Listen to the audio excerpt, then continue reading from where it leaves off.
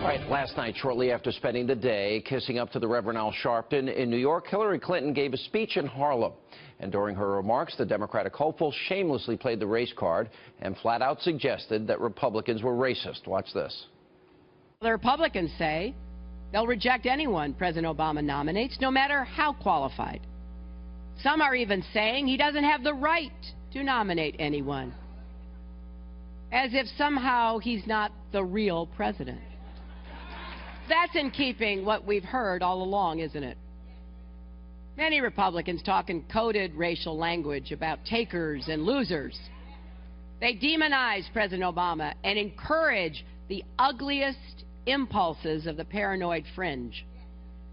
This kind of hatred and bigotry has no place in our politics or our country.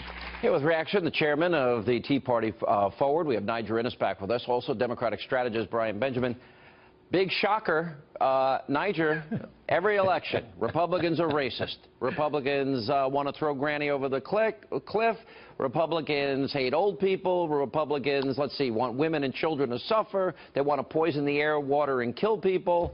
Oh, and they, by the way, are involved in a war on women. So here we go again. Same playbook every election cycle.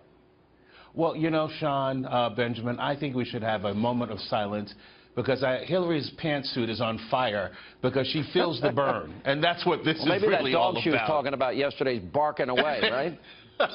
Exactly. I think that was a dog from a fire truck or a firehouse because she feels the burn because she's gotten crushed in New Hampshire. She had to win in a coin flip in Iowa. Her minority firewall, her so-called minority firewall in my state of Nevada is falling apart right before her eyes. By the way, they say that there's not enough minorities in Nevada, but yet it makes up a pretty big portion of the electorate, doesn't it? That it's, you know, they're saying it's too white like New Hampshire.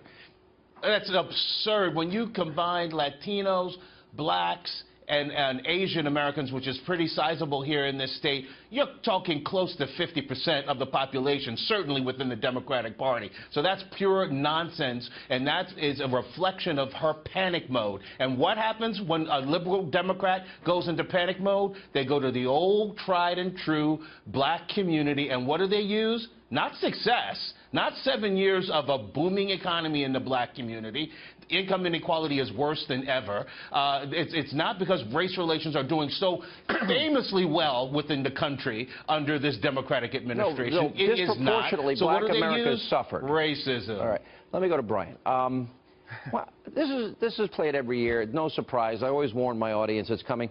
Let's look at Hillary. She lives in a pretty white neighborhood up in kind of like New Hampshire and Nevada that she's claiming in Westchester. Yeah. She has a brother-in-law, Roger Clinton, who's on tape using the N-word repeatedly. She worked with, I don't think she ever publicly chastised Robert, the former Klansman Byrd. He used the N-word in an interview with Tony Snow a few years back. She had a husband who signed a law protecting the Confederate symbol in Arkansas. You know that, right? Not exactly the great champion of civil rights, voting rights as she claims, is she?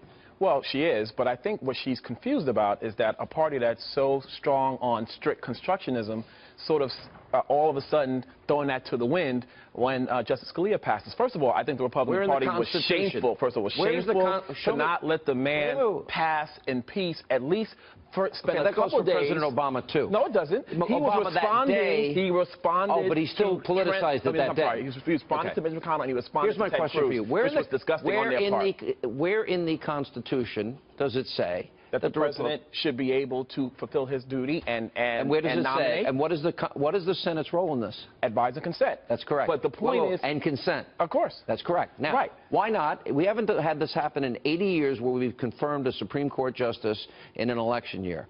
How about this? Wait a minute. I thought you were a man of the people, right? I am. Why not let but you're a strict constructionist, Can I finish? Okay. Yeah, I'm an originalist. I believe in Scalia and Thomas are my favorite.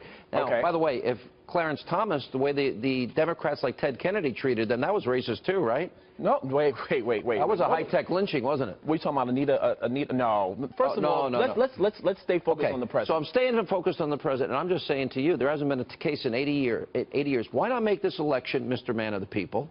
And let the people decide who gets to select. Because the people have already decided. The people have elected President Obama, and he has the right to act as president and the people until such time a Republican Senate, and they advise and consent. So they won't consent. Right. Niger, last word. I love it. Benjamin defending the honor of Justice Scalia. Yeah, I really just for the moment. this is irony of all I'm defending ironies. civility, and obviously the Republican Party doesn't believe in that anymore. And granted, the folk re-elected Barack Obama in 2012. In a more recent election in 2014, they elected a Republican Senate to stop Obama and stop the leftward drift in our country. You know what? That's you know what I will do. say? The race card is so old by the Democrats, and black America is not better off under Barack Obama's policies. They have been disproportionately negatively impacted. That's not true. More people on food stamps, poverty, and out of the labor force under Obama. You heard it here first. Bernie is the bridge for the larger revolution that comes in the general election. Can't get a summer job. Right, but worst ever.